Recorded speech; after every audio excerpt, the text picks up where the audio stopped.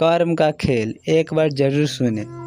आप में से कई सारे लोग सोचते होंगे कि ईश्वर ने सबको एक समान क्यों नहीं बनाया, उसने सबको एक जैसी सुविधा क्यों नहीं दी।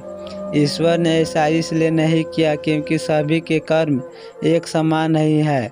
इस कहानी कर्म का खेल में उसी के बारे में बात की गई है। एक दिन एक अमीर आदमी भगवान शिव के दर्शन करने के लिए मंदिर गया। इस अमीर आदमी ने बहुत ही महंगे जूते पहन रखे थे और उसने ऐसा भी सुना था कि इस मंदिर में अक्सर चोरी होती रहती है। इस वजह से उसका मन नहीं हुआ कि वह अपने कीमती जूते वहां छोड़कर चला जाए। जूते पहनकर वह मंदिर में नहीं जा सकता था और उसे ऐसे ही बाहर छोड़कर वह जाना नहीं चाहता था। अब वह करे तो क्या करे, वह बड़ी सुविधा में पड़ गया था। थोड़ी देर बाद सोचने के बाद उस अमीर आदमी ने मंदिर के बाहर बैठे भिखारी से बात की। अमीर आदमी ने उस भिखारी को अपने जूते संभालने के लिए दे दिया। भिखारी भी उसके जूते संभालने के लिए राजी हो गया। फिर भी वह अमीर आदमी अंदर मंदिर में पूजा करने के लिए चला गया। पूजा में बैठे बैठे उस अमीर आदमी के मन में ख्याल आया कि भगवान ने कैसे विषम दुनिया बनाई है।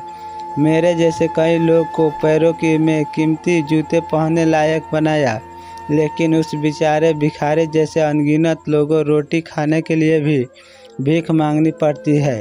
वह अमीर आदमी मन ही मन भगवान से फरियाद करते हुए बोला कि अपने सब लोगों को एक समान क्यों नहीं बनाया, आपने सभी को एक जैसी सुविधा क्यों नहीं दी।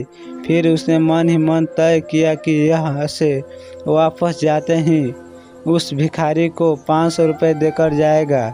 पूजा खत्म होने के बाद अमीर आदमी बाहर आया तो ना उसे अपने जूते दिखे, ना ही उसे वह भिखारी दिखा।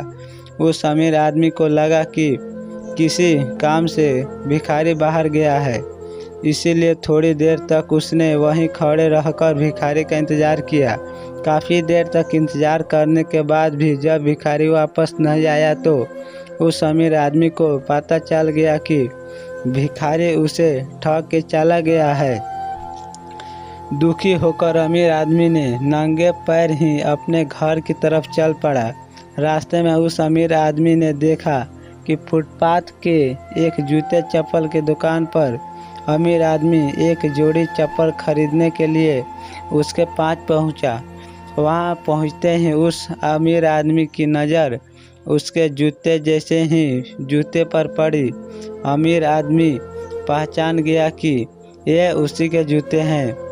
पूछने पर बेचने वाले ने पहले मना किया, लेकिन बार बार पूछने पर और दबाव देने पर उसने माना कि यह जूते उसे एक भिखारी 500 में बेच कर गया है। अब वह अमीर आदमी बिना चप्पल खरीदे मुस्कुराते वह अपने घर की तरफ नंगे पैर ही चल गया। उससे भगवान को की गई उसे समझ में नहीं आया था। जब तक लोगों के कर्म एक जैसे नहीं होते तब तक सब एक समान नहीं हो सकते। भगवान ने उस भिखारी के तकदीर में 500 रुपये ही लिखे थे, लेकिन कैसे कर्म करके उन्हें लेना है यह उस भिखारी के हाथ में था। अगर वह चोरी ना भी करता फिर भी उसे 500 रुपये मिलने वाले थे। शायद उसके ऐसे ही बुरे कर्म के वजह से वह आज एक भिखारी है। आप अच्छे कर्म करिए, फल जरूर मिलेगा। धन्यवाद। जय हिंद, जय भारत।